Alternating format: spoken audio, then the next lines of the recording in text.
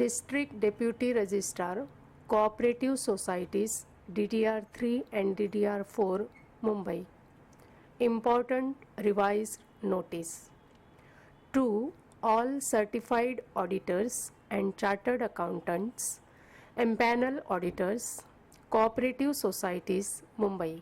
Subject: Review meeting of the empanel certified auditors on dated 15/6/2016 at 12 p.m. Your attention is drawn on the above subject. Pursuant to above subject, you have been informed that the District Deputy Registrar, Cooperative Societies 3, Mumbai, and the District Deputy Registrar, Cooperative Societies 4, Mumbai, have jointly called a meeting of the empanel certified auditors on dated 15th June 2016 at 12 p.m. at Karamveer Dadasaheb Gaikwad Cultural Center Hall, 4 Bungalow, Andheri West, Mumbai 53, to discuss on the following subjects. You are requested to attend this meeting in time and with the information on following subjects without fail. Agenda. First, regarding audit rectification report and mandatory returns of the cooperative societies. Second, regarding training of the members, board of directors, officers and office bearers. Third, to run a campaign of tree plantation in the area of each housing society. Fourth, to discuss the difficulties faced by the empanel auditors. Signature: District Deputy Registrar, Cooperative Societies 3, Mumbai.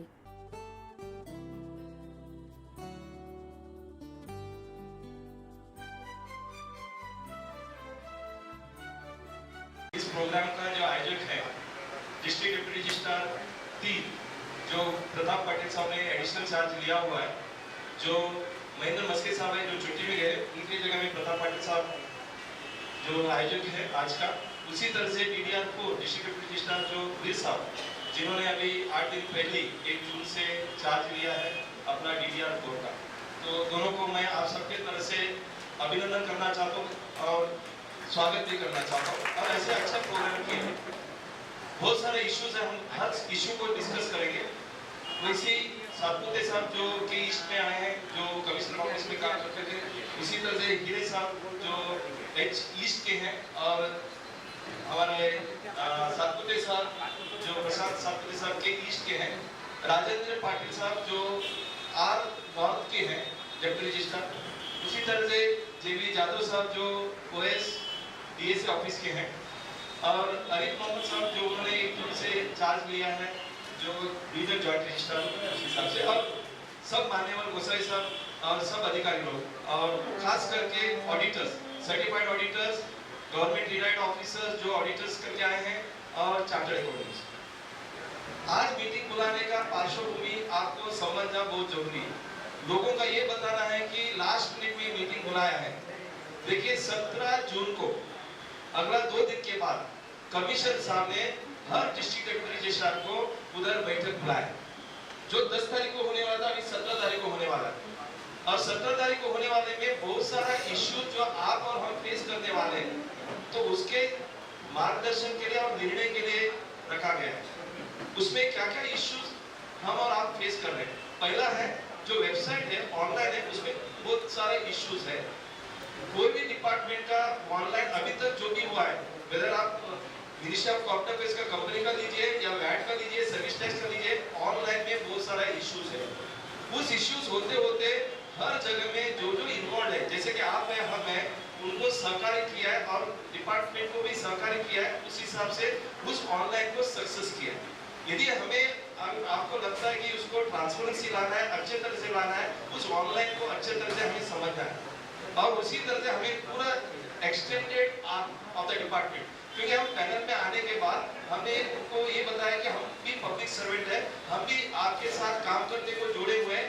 इस department से साथ cooperative sector में जो बदल लाना है, efficiency लाना है, उसके लिए हम बंधन कारक है और हम करने के वादा किया, राइटिंग में एफिडेविट भी दिया।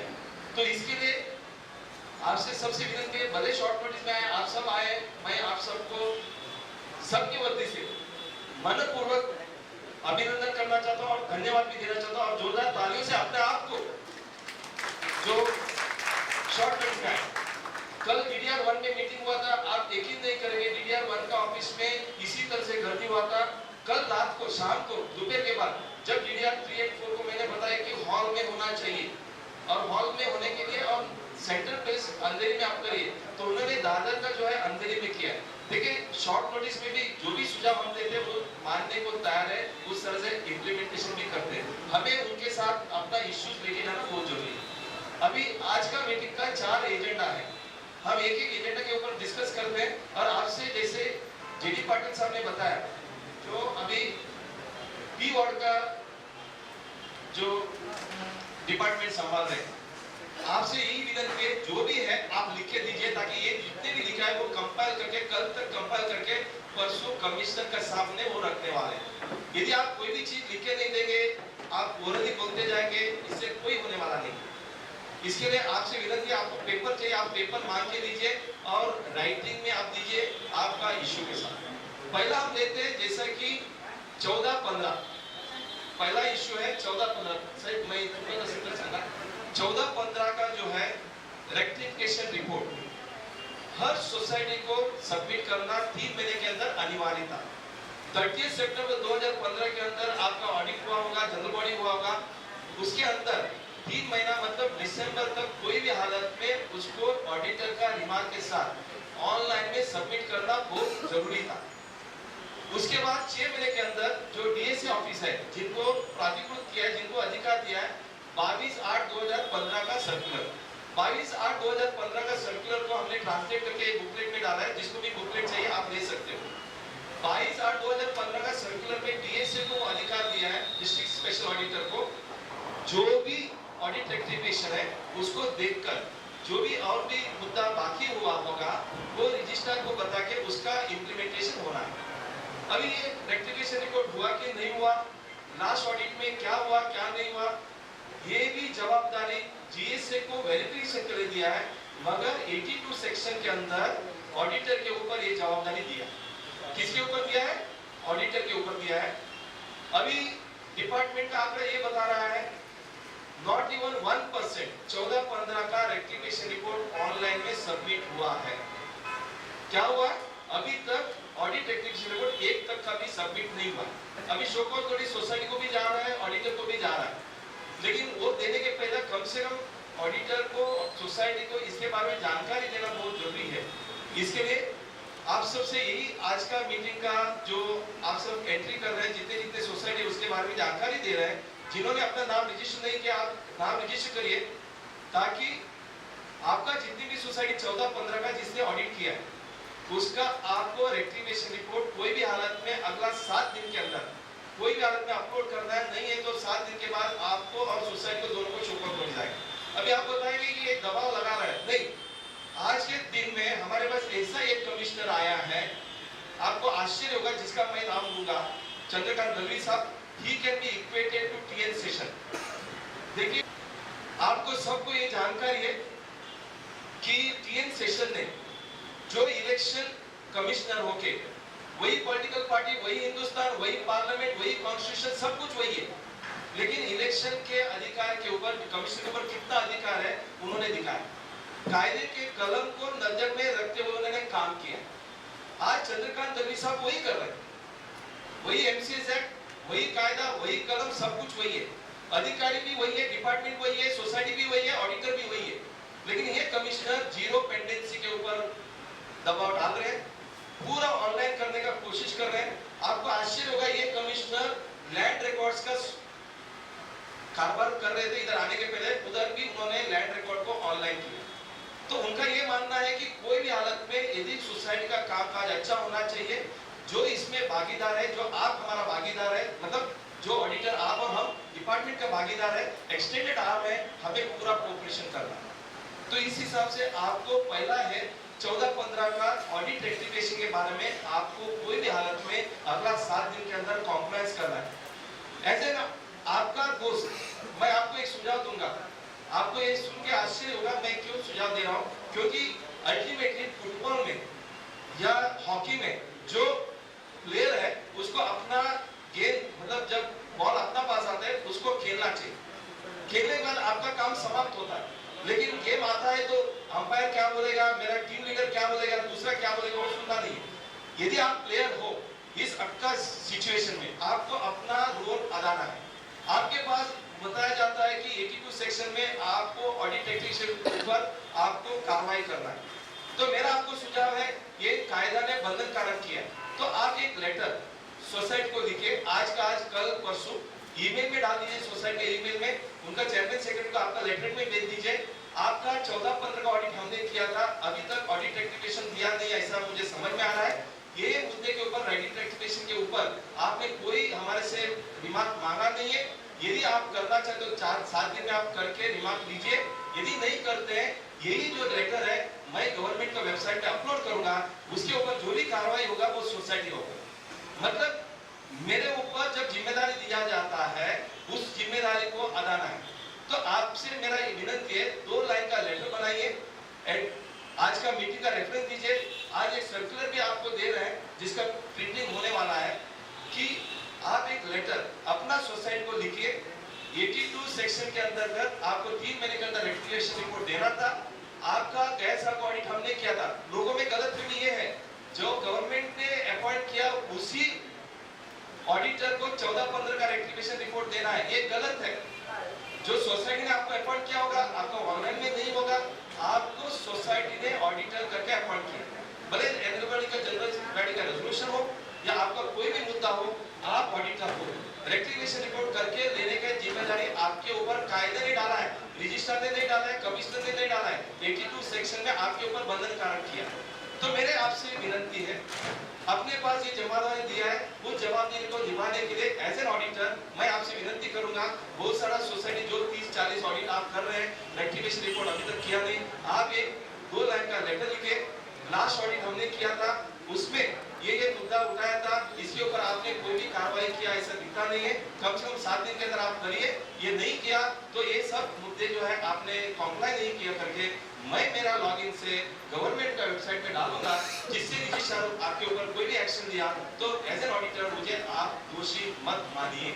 तो इस तरह से आपको अपना आदा करना है। ये जो भी ऑडिटर है, जो भी ऑडिटर मतलब जिन्होंने सोसाइटी ने भी अपॉइंट किया तो आपको करना, ये पहला मुद्दा है। इसको लेकर आपको कोई इश्यू है, कोई शंका है, आप जरा लिख के निकालिए, ताकि अभी जो कंक्लूड करने के बाद उसके ऊपर हम ऑडिट रजिस्ट्रार को आपसे जो भी चर्चा करना है वो करें। दूसरा जो है बहुत अच्छा मुद्दा है, जो मैं भी सफर हो रहा हूँ, आप भी सफर हो रहे हैं, उसके ऊपर भी 17 तारीख को कमिश्नर निर्णय देने वाला। वो है कि आजकल रजिस्ट्रार ने ई ऑर्डर निकाल के जो आपको अपना लॉगिन से कुछ सोसाइटी को अलॉट किया है। अभी इसका ऑडिट कब करेगा? रजिस्ट्रार ने, डीडीआर ने जो ई ऑर्डर निकाल के जो कंप्यूटर से आपको अलॉटमेंट किया, वो जो सोसाइटी है उसका ऑडिट कब करेगा? जिसने ई ऑर्डर किया वो करेगा।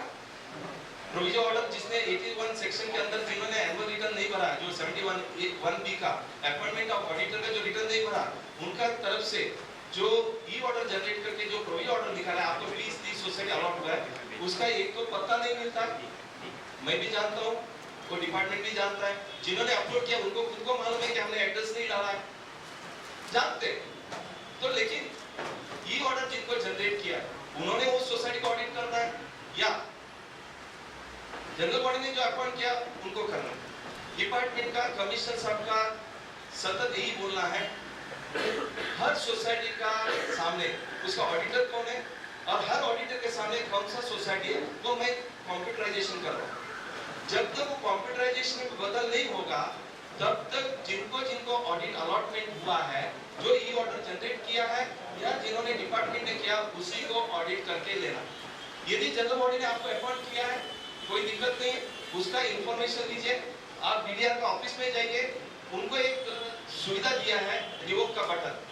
यदि उन्होंने अपॉइंट, उनको लगता है कि जनरल बॉडी ने सही ढंग से अपॉइंटमेंट किया है, आपने एनुअल रिटर्न भरने में पूरा कोशिश किया था लेकिन नहीं कर पाए, तो आप उधर राइटिंग में एप्लीकेशन दीजिए, उधर जाके बैठिए, ताकि जो ई ऑर्डर जिनको दिया है वो कैंसिल करके आपका हो सके। लेकिन जब तक ऑर्डर कैंसिल नहीं होता है तब तक जिनका जिनका नाम से अलॉट है वही करना है। तीसरा मुद्दा आता है जो सामने ही मैं बता रहा हूँ, जो अलग अलग मीटिंग में डीडीआर ने डीएसए ने बताया है। आपको अलॉटमेंट किया गया ई ऑर्डर, लेकिन सोसाइटी का पता नहीं है, एड्रेस नहीं है, कुछ भी मालूम नहीं पड़ता है। ठीक है, जो भी एड्रेस जितने भी अवेलेबल है, आपको ये मालूम है कि लाराम सेंटर के ईस्ट वार्ड उतना तो पता है, और अंधेरी ईस्ट में है इतना पता है, उसमें लेटर भेजो। यदि पोस्टमैन को उस सोसाइटी का पता मालूम है, क्योंकि हर पोस्टमैन को मालूम रहता है, यदि मालूम है उधर सोसाइटी है उधर डिलीवरी होगा, आप स्पीड पोस्ट से भेजिए ताकि आपके पास कंप्यूटर रिकॉर्ड आ गया। यदि डिलीवरी हुआ तो अच्छा है, आपको पता चलेगा। यदि डिलीवरी नहीं हुआ आपको पता चलेगा कि वो रिटर्न आएगा। इसका रिकॉर्ड रखिए, कौन सा ऑडिट आपको अपॉइंट किया है उसका लिस्ट बनाइए डीडीआर को एक ही लेटर में। आप बताइए हमने इतना प्रयास किया, इतना लेटर भेजा, इतना लेटर वापस आया, ताकि इतना लोगों का ऑडिट मैं नहीं कर सकता हूं, भले आपने अलॉट किया। तो आपको ये बताना है कम से कम हमने प्रयास किया है। मैं ये क्यों बता रहा हूं, क्योंकि 31 जुलाई के बाद, समझ लीजिए 31 जुलाई के बाद आपको जिनको जिनको ई ऑर्डर जनरेट किया है, तो कमिश्नर साहब का ये बोलना है उनको आप नोटिस इशू करो। ऑडिट क्यों नहीं किया, कम से कम उस टाइम में अपने पास रिकॉर्ड होना चाहिए। मैं आपके तरफ से ही बात कर रहा हूँ, आप समझ लीजिए, हमें रिकॉर्ड क्रिएट करना है। गवर्नमेंट डिपार्टमेंट को जिधर भी हम अपना रोल अदा कर रहे हैं उधर अपना रिकॉर्ड कंपलसरी मेंटेन होना चाहिए। तो आपके ऊपर कार्रवाई नहीं होना चाहिए। तो आपके पास एक जवाबदारी दिया है, आपको अलॉटमेंट किया है, उसको आप निभाइए। निभाने का मतलब आप लेटर भेज दीजिए, ईमेल जो अवेलेबल है वो ईमेल से करिए, और उसके बाद आप जो है अपना रिकॉर्ड रखिए और डीडीआर को सबमिट करिए, उसका एक्नॉलेजमेंट लीजिए, स्कैन करिए, फिर उनको ईमेल में ईमेल कर दीजिए। मतलब अपना काम जवाबदारी समाप्त हो। लेकिन किसी ने ऑडिट जिसका ई ऑर्डर जनरेट नहीं हुआ है, जिन्होंने ऑर्डर ऑलरेडी दिया है उन्होंने भी किया है, लेकिन वो अपलोड नहीं कर पाएंगे ऑनलाइन में, अपना सोसाइटी का ऑडिट रिपोर्ट अपलोड नहीं कर पाएंगे। इसका मतलब उस सोसाइटी के ऊपर भी एज एन ऑडिटर आप अन्याय कर रहे हैं। जब तक आपका अपॉइंटमेंट ऑनलाइन में नहीं आता है, आप करेंगे तो उसको इंटरनल ऑडिट माना जाएगा और उसके ऊपर कार्रवाई होगा कि उन्होंने ऑडिट किया नहीं। इसके लिए मेरे से आपसे अनुरोध है, जिस सोसाइटी का आप ऑडिट करना चाहते हो आप ये देखिए आपका ई ऑर्डर है कि नहीं। दूसरा मैं आपसे यही विनती करूंगा डिपार्टमेंट की तरफ से, हमारे तरफ से, जिसको ई ऑर्डर जनरेट हुआ है तो आप उनसे संपर्क रहिए, क्योंकि हमारा पैनल में ही है, उनका पैनल नंबर वगैरह आपको मालूम होगा, उनसे संपर्क रहिए। यदि वो करता है तो उनको करने दीजिए, कम से कम आप कर रहे हैं तो आप करिए, दोनों ज्वाइंट मिलकर करिए। लेकिन जिसके नाम से ई ऑर्डर है उसी को अपना रिपोर्ट अपलोड करने का अधिकार दिया है। तो इसके लिए आप, ये ट्रांजिट स्टेज है, सब इश्यू सॉल्व होगा, लेकिन सॉल्व कब होगा, जब आप रिकॉर्ड क्रिएट करोगे। यदि रिकॉर्ड नहीं क्रिएट करोगे तो डिपार्टमेंट भी आपको हेल्प नहीं कर पाएगा, कोई भी हेल्प नहीं कर पाएगा। तो ये मेरे से आपसे अनुरोध है। अभी तीसरा मुद्दा जो आज के एजेंडा में है वो है ऑडिट रिपोर्ट। जिस तरह से देना चाहिए उस तरह से डिपार्टमेंट का, मतलब कोऑपरेटिव का ऑडिटर नहीं दे पा रहे। ये क्यों नहीं दे पा रहे? हो सकता है कि हमारे में कोई ना कोई अनजान किलर हुआ। तो अभी कम से कम 14, 15, 16 का जब ऑडिट कर रहे हैं तो कम से कम ऑडिट रिपोर्ट में A part, B part, C part, A part में 2 पार्ट किया गया। ए पार्ट में specific report and special report. Specific report का मतलब ये है जिधर जिधर फ्रॉड हुआ है, जिधर जिधर मैनिपुलेशन हुआ है, उसको आप पार्ट ए में डाल दीजिए और उसको बोलता है कि फाइनेंशियल इरेगुलरिटीज। और इसके होने के बाद कायदे में ऐसा लिखा है कि आपको एफआईआर लॉन्च करना है, तो कोई भी हालत में एफआईआर लॉन्च होना ही। दूसरा महत्वपूर्ण इंपॉर्टेंट है, एडमिनिस्ट्रेटिव जो कायदा का उल्लंघन किया वो भी स्पेशल रिपोर्ट में आना चाहिए। एक स्पेसिफिक रिपोर्ट जो एफआईआर लॉन्च हो रहा है, दूसरा है स्पेसिफिक रिपोर्ट वो एफआईआर लॉन्च होगा। स्पेशल रिपोर्ट मतलब जो एडमिनिस्ट्रेटिव डिफिकल्टी सोसाइटी का है, जो कायदा का उल्लंघन किया, वायलेंस का उल्लंघन किया, रूल का उल्लंघन किया, वो आना चाहिए। उसमें क्या क्या आएगा आपको पता है कि कायदा में लिखा है 30 सितंबर के अंदर कोई भी हालत में जनरल बॉडी होना है। 75 सेक्शन में लिखा गया। कम से कम ऑडिटर को ये देखना चाहिए कि 30 सितंबर में जनरल बॉडी हुआ कि नहीं हुआ। यदि नहीं हुआ है कोई भी कारण से, लास्ट टाइम आपको स्पेशल रिपोर्ट में लिखा है under section 75 this violation is done by 30 September the meeting is not conducted. Are you with me? इतना तो आपको लिखना चाहिए जनरल बॉडी हुआ कि नहीं हुआ। वो जनरल बॉडी में आपका अपॉइंटमेंट हुआ, कुछ भी हुआ, वो तो रेक्टाइज हो जाएगा, लेकिन यदि जनरल बॉडी हुआ कि नहीं हुआ ये आपको लिखना है। दूसरा, जैसा पाटिल साहब ने आपको जिक्र किया 79(1)A एंड 79(1)B, आपको यकीन नहीं आएगा, not even 20% societies have filed the annual returns, not even 25% people have filed the annual return 79(1)A का। 79(1)B का जो है लगभग 30 to 40% auditors, because their appointment has to be confirmed, therefore they have created 79(1)B में appointment of auditor, वो 30 to 40% हुआ है, लेकिन 79(1)A का जो रिटर्न्स है not even 20% has been compliant। तो ये तो मैंडेटरी रिटर्न्स है, कंपल्सरी रिटर्न्स है। यदि इसका उल्लंघन हुआ है एज एन ऑडिटर, ये आपका जवाबदारी बनता है, हमारा जवाबदारी बनता है उसको स्पेसिफिक स्पेशल रिपोर्ट में आना ही। यदि आप ये भी नहीं लिखेंगे तो आप अपने आप का जो काम है वो भी आप अधूरा किया जैसा है। यदि मैं आपसे विनती करूंगा कि यदि 79(1)A का रिटर्न फाइल नहीं हुआ, ऑडिट के पहले आपको करके देना है, आप करके लीजिए, उसको जो चार्ज लगाना है और लगाएंगे, मगर ये सोसाइटी की जवाबदारी है, लेकिन ऑडिटर को रिपोर्ट करना आपका जिम्मेदारी। जैसा मैंने बताया, हमारा जिम्मेदारी हम लगाएंगे, आप रिपोर्ट में डाल दीजिए, उसके बाद रजिस्ट्रार डीए से देख लेंगे। यदि कोई कारण से आप उसको ऑडिट रिपोर्ट में मेंशन नहीं करोगे तो आप अपना जिम्मेदारी से गलत करेंगे, आप अपना रिस्पांसिबिलिटी से गलत करेंगे, आपका जो प्रोफेशनल रिक्वायरमेंट है उससे गलत करोगे। क्योंकि ये जीआर है 1997 का जीआर है, लोग बोल रहे हैं नया कायदा है, नहीं, नया कायदा नहीं है, 1997 का जीआर है। Audit report should be in 3 formats ABC। तीसरा मुद्दा है, जैसे कि मैंने एजीएम बताया, मैंने जैसा बताया मैंडेटरी रिटर्न्स। अभी आपको पता है कि 2014 का Maharashtra cooperative committees election to rule 2014 हो गया। उसके बाद इलेक्शन प्राधिकरण मतलब कमिश्नर भी अपॉइंट हो गया। हर सोसाइटी का जो इलेक्शन है, इलेक्शन अथॉरिटी के हिसाब से ही लेना, उसमें कोई दौरा नहीं है। तो इलेक्शन अथॉरिटी से ही जब लेना है, तो यदि आप जब ऑडिट करते हैं आपको दिखाई देता है हाउसिंग सोसाइटी ऑडिट है, 12 मेंबर का सोसाइटी है, कमिटी हर जनरल बॉडी में ले रहा है, अपना खुद का जनरल बॉडी में रेजोल्यूशन पास कर रहा है और अपना ही खुद का कमेटी बना रहा है। बॉन्ड तो जरूरी नहीं है, लेकिन रिपोर्टिंग तो जरूरी है। तो आपको ये election independent election authority, Maharashtra state cooperative election authority जो है, उनसे ही करके लेना है। उन्होंने अपना पैनल बनाया, उस पैनल का ऑफिसर से बनेगा, 200 मेंबर का नीचे है तो जनरल बॉडी में होगा, 200 के ऊपर है तो जो भी प्रक्रिया है उससे होगा। लेकिन एज एन ऑडिटर इस कायदा का यदि आपका नया नियम का उल्लंघन होता है, 73CB का उल्लंघन होता है, इतना बड़ा गलती मैनेजिंग कमेटी करती है और एज एन ऑडिटर हम नहीं रिपोर्ट करेंगे तो ये गलत हो।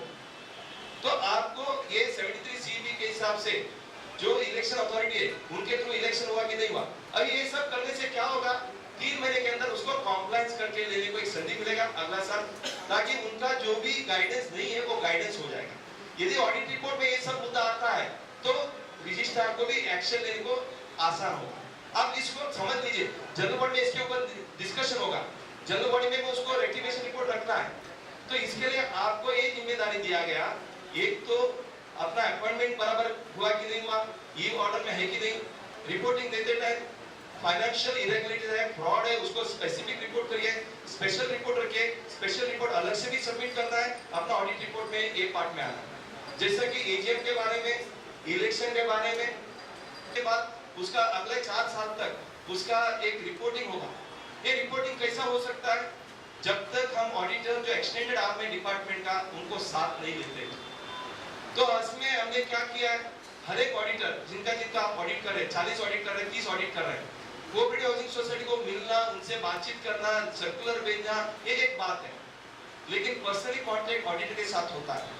जितने भी ऑडिट आप कर रहे हो उनको आप ये सर्कुलर के बारे में जिक्र करना है और उनसे आपको अनुरोध करना है 5, 10, 15 पेड़ डालिए, और जो सोसाइटी ज्यादा पेड़ लगाएंगे उनको सत्कार किया जाएगा, उनको एक मतलब जो सरकार का एक सर्टिफिकेट भी दिया जाएगा डिपार्टमेंट से। दूसरा, जो ऑडिटर जो ऑडिटर इसके ऊपर काम करेगा, अच्छा काम करेगा, उनको भी सत्कार किया जाएगा एमएलए, एमपी और मिनिस्टर के हस्ते। ये तो एक प्रोत्साहन की बात है, लेकिन आपको हमें एनवायरमेंट डे संभालना है, समझना है और कोई भी हालत में पेड़ लगाना है।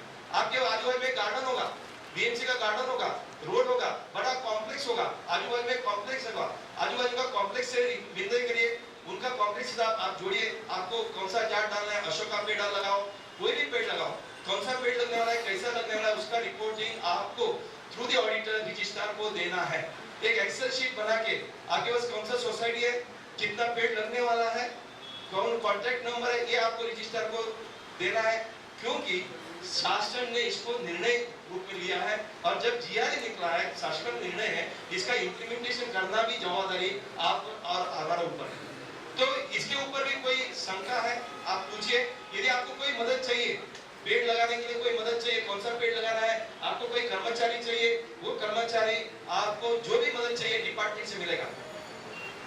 मैं as an NGO Maharashtra society welfare association से हमने जिम्मा उठाया, हमने बताया कि सर आपको जो कोऑपरेशन चाहिए, देखिए अल्टीमेटली यदि हम नेचर को केयर नहीं करेंगे, नेचर एक दिन को हमको फेंक के डाल देगा।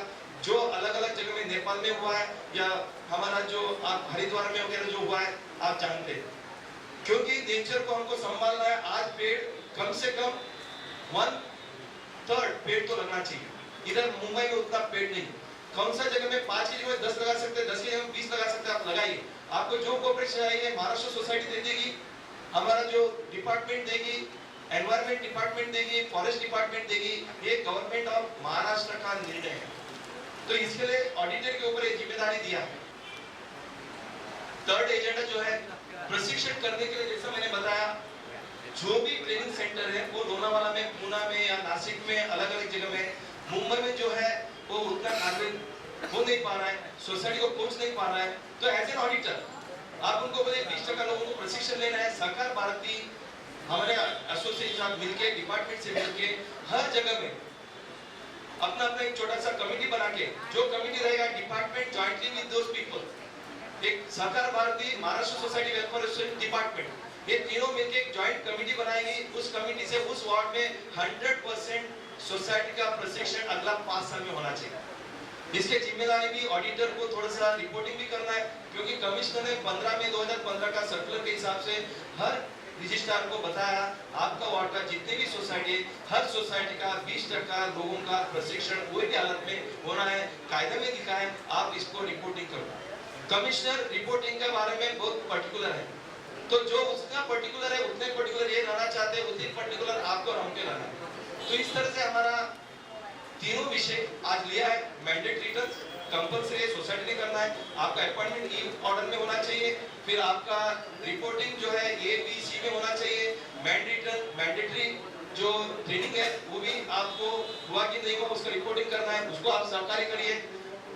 महत्वपूर्ण है वन महोत्सव। मैं अभी डीडीआर साहब जो है वीर साहब से रिक्वेस्ट करूंगा, डीडीआर 4 उनको आप सब से तरफ से मैं वापस अभिनंदन करूंगा। उन्होंने डिप्टी रजिस्ट्रार जो पी वार्ड है उधर से प्रमोशन होके वो अभी डीडीआर 4 जो पी वार्ड और आर नॉट आर 100 ये तीनों वार्ड का जो डिस्ट्रिक्ट का इंचार्ज उन्होंने 1 जून से लिया। मैं आप सबसे विनती करूंगा जोरदार तालियों से उनका सत्कार करिए, उनसे हम सुनेंगे। और हमारे बीच में इंस्टीट्यूट ऑफ चार्टर्ड अकाउंटेंट डब्ल्यूआरसी का जो कोऑपरेटिव कमेटी है उसका जो अध्यक्ष है जो शिल्पा शिंगरे मैडम आए, उनको भी हम स्वागत करते हैं, सब जोरदार तालियों से उनको भी स्वागत किया जाए। उसी तरह से संदीप जैन जो पीडीसी कमेटी का जो अध्यक्ष है, प्रोफेशनल डेवलपमेंट कमेटी का अध्यक्ष है, हमारा डब्ल्यूआरसी का western India regional council institute of chartered accountant, उनका भी हम सत्कार करेंगे और स्वागत करेंगे। वैसे सर्टिफाइड ऑडिटर एसोसिएशन का जो चेयरमैन या सेक्रेटरी आए हैं, सावले साहब है सर्टिफाइड ऑडिटर्स का एसोसिएशन का राहुल जी, राहुल कर्णिक जो है, Rahul Patil certified auditors Mumbai division का एक रजिस्टर्ड बॉडी इन्होंने कर लिया है और उन्होंने भी कुछ निवेदन डिपार्टमेंट में दिया है, कमिश्नर को दिया है, मिनिस्टर को भी दिया है। मैं आपको भी स्वागत करता हूँ। यदि कोई निवेदन है 17 तारीख को कमिश्नर को उधर बैठक होने वाला है। आज और कल आपको टाइम है, आप अच्छे तरह से निवेदन करिए, वो कमिश्नर के उधर हो सकता है। आज भी जो भी इंडिविजुअली आपको कोई मुद्दा है आप लिख के दीजिए, ताकि इसका सब कंपाइलेशन होगा। प्रॉमिस करेंगे ये कमिश्नर तक पहुंचेगा। अल्टीमेटली डिसीजन कौन लेने वाला है? कमिश्नर लेने वाला है। यदि कमिश्नर के पास निर्णय लेना है, और बहुत सारा लोग ये पूछ रहे थे कि एम्पेनलमेंट कभी चालू होगा। कमिश्नर साहब हमने डिस्कस किया 1 अक्टूबर 2016 में नया एम्पेनलमेंट चालू होगा।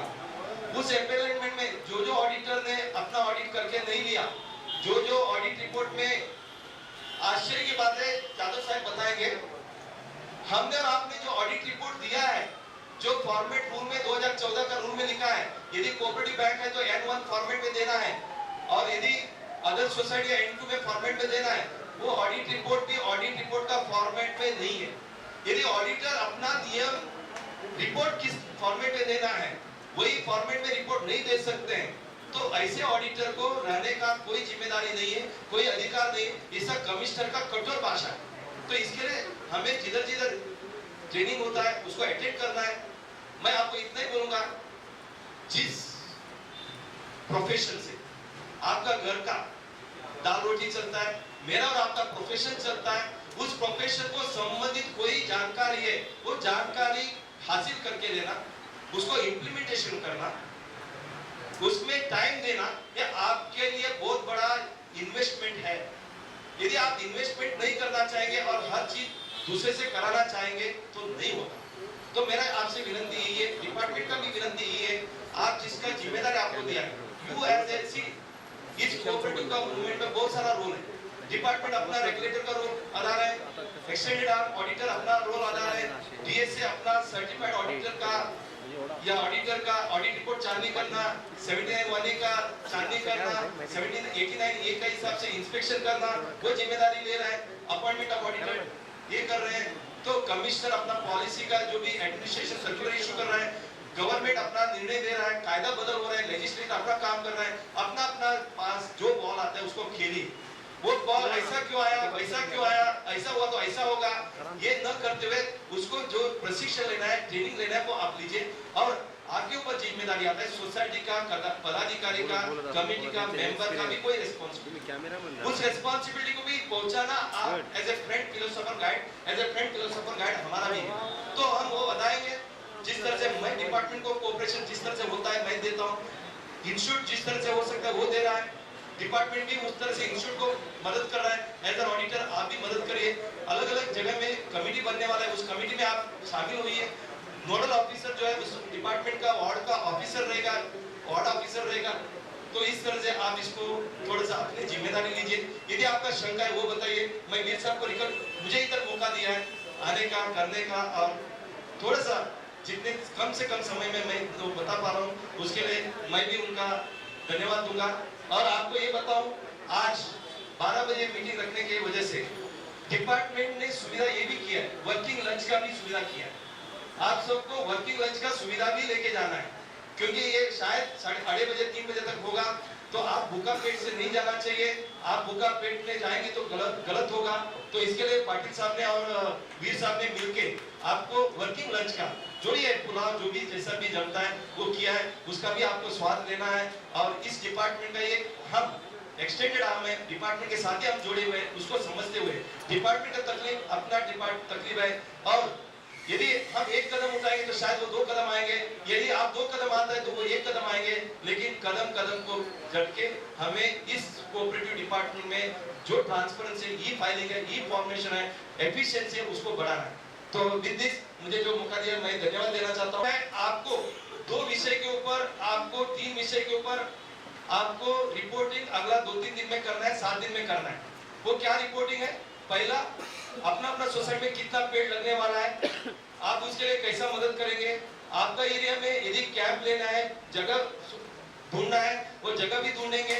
उधर जगह में रजिस्ट्रार का आदमी भी आएंगे, वन का विभाग का लोग भी आएंगे।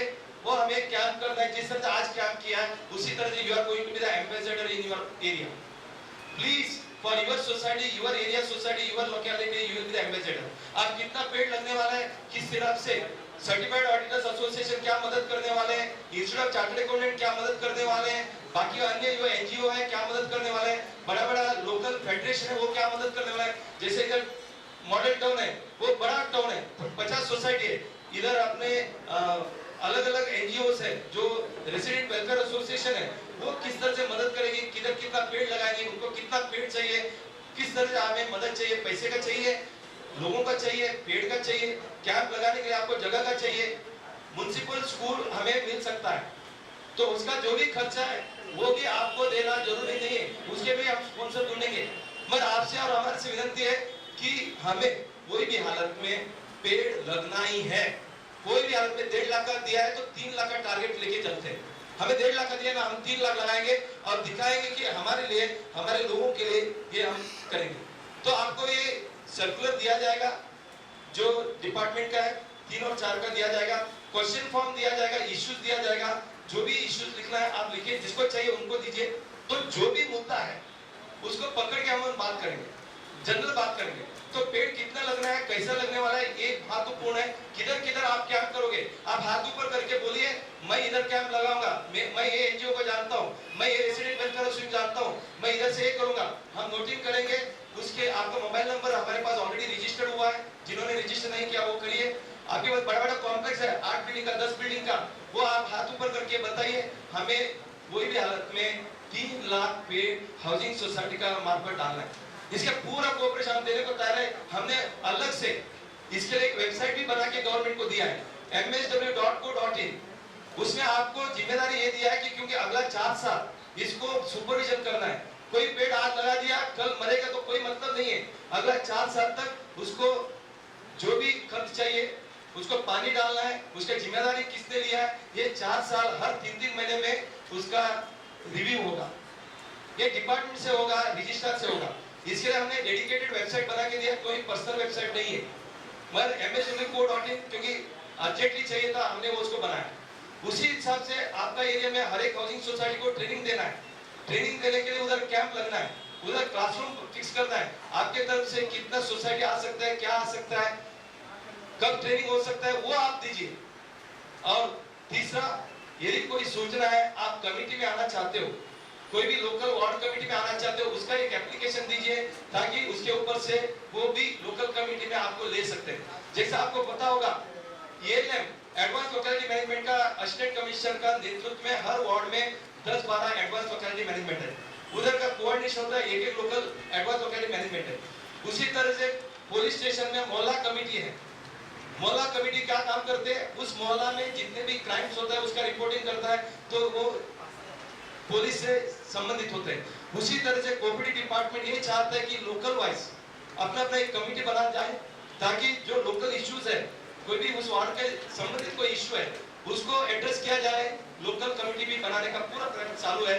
वन विभाग का जो डिपार्टमेंट से जो रिक्वायरमेंट है उसको भी पूरा करना है, और हमें कोई भी हालत में ऑडिट कंप्लीट करना है, ये इंपॉर्टेंट है।